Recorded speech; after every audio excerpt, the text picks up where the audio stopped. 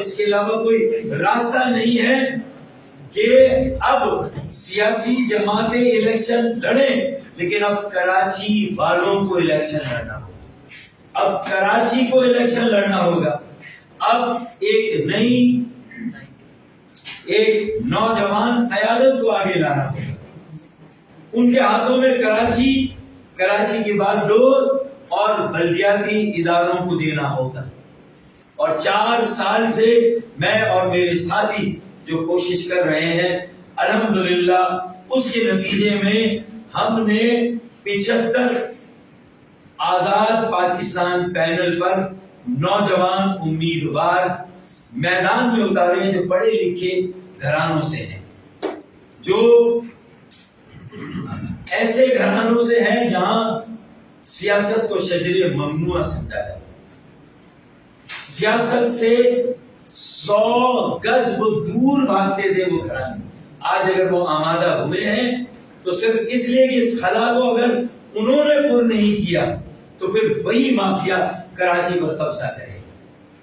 تو اسی مشن کو لے کر ہم 4 سال سے کام کر رہے ہیں، اور آج اللہ کے فضل و کرم سے بلدیاتی انتخابات کی جب بساط بچھ رہی ہے تو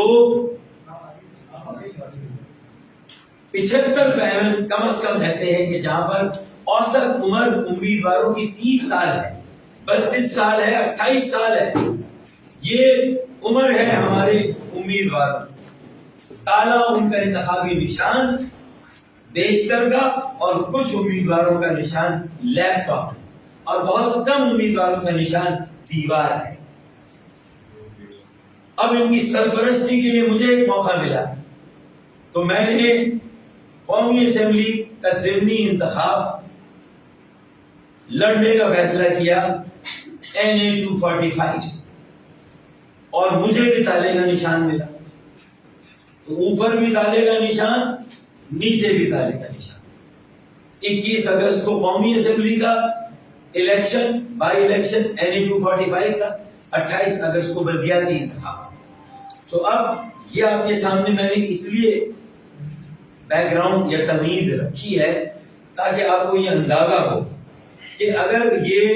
ایک موقع ہے